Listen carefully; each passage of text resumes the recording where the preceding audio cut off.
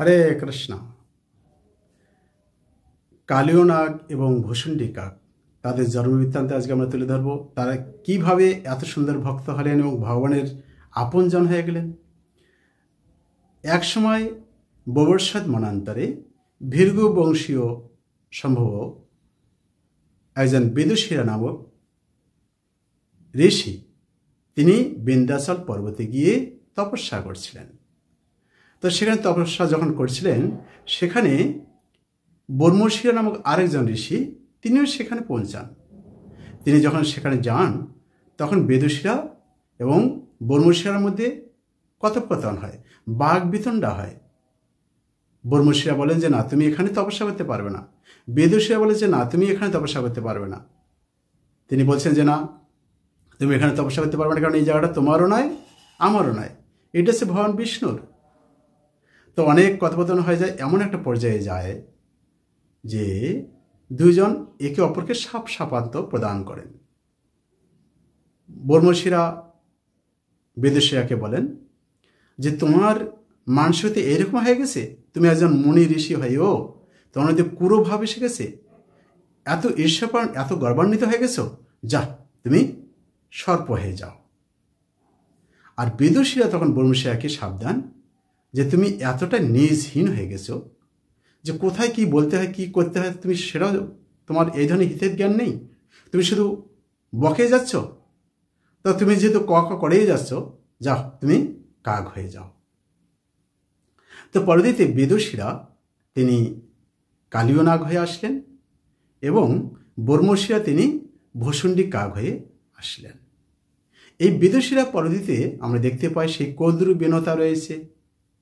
বেনতা থেকে গরুদেব ভগবান আসলেন, আর কদ্রু থেকে কালীয় নাগ আসলেন। বেনতা থেকে গরুর, আর কদ্রু থেকে কালীয় নাগ। এর অনেক বড় কাহিনী, এই বিষয়ে যাচ্ছি না।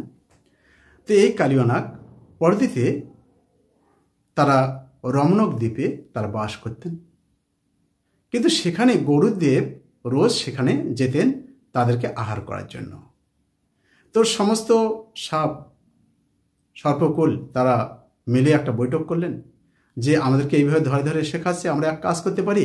গাছের মধ্যে একটা গাছে গিয়ে গরুদেবকে বললেন যে তোমরা এইভাবে, তুমি এইভাবে না করে আমরা একটা করে খাবার সহ আমরা ওই গাছের কাছে আমরা একজন করে যাব, তুমি তাদেরকে ধরবে, সবাইকে উৎপাত করার দরকার নেই। তো এইভাবে পালা করে তারা প্রতিদিন গরুদেবকে খাদ্য দিতেন।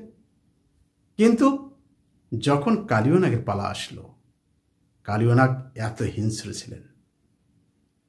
ভাগবতের দশম স্কন্ধে সুন্দরভাবে তার যে গুণাবলী সেখানে তুলে ধরা হয়েছে। তিনি এতটাই বিষাক্ত ছিলেন, সেই জলের উপর দিয়ে যদি কোনো পাখিও যায় সেও মারা যাবে।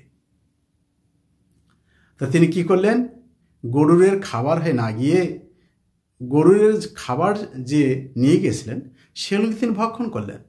এতে গরুর এবং কালীয় নাগের মধ্যে বাগবিতণ্ডা হয়, এবং কি যদিও তারা বৈমাত্র ভাই, এই জন্য তারা একে অপরকে প্রতি বিশেষভাবে ক্রোধ প্রদর্শন করেন। তখন কি করলেন, এই কালীয় নাগ গরুরের সহিত না পেরে তিনি কোথায় আসলেন, বৃন্দাবনে, যেটা কালীয় হ্রদ বলা হচ্ছে, যমুনায়।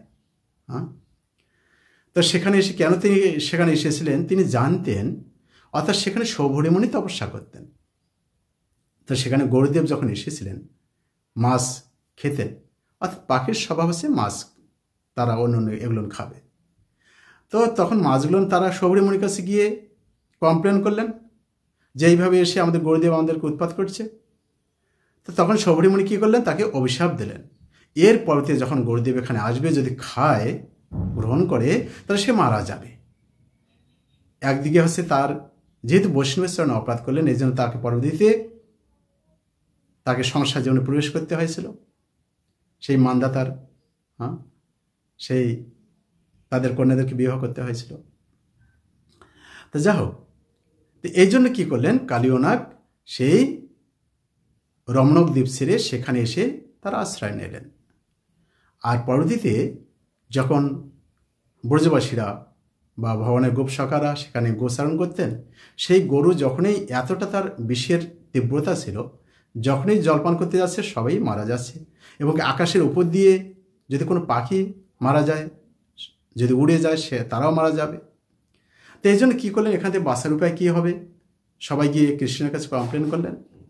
তখন ভগবান শ্রীকৃষ্ণ সেখানে এসে কালীয়নাগকে দমন করলেন এবং কালীয়নাগের মস্তকে তিনি চরণচিহ্ন রাখলেন এবং কালীয়নাগকে বললেন যে তোমার এখানে থাকা হবে না, তুমি পুনরায় রমনক দ্বীপে যাও। তা তিনি বললেন না, সেখানে গেলে তো আবার গরুদেব আমাকে আবার উৎপাত করবে, কি করব? যে না, যেহেতু আমার চরণচিহ্ন তোমার মস্তকে রয়েছে, এই জন্য তোমাকে কোনো অসুবিধা হবে না, গরুদেব তোমার কোনো ক্ষতি করবে না। তো ভগবান শ্রীকৃষ্ণ গরুদেবকে, যদিও গরুদেব ভগবানের বাহন, তিনি বিশেষ মহান ভক্ত ছিলেন এবং কালীয়নাগকেও এইভাবে কৃপা করলেন। অপোজিটে ভুসুণ্ডী কাক, তিনি বলছেন যে আমি এই কাকধোক আমি ছাড়তে পারি না।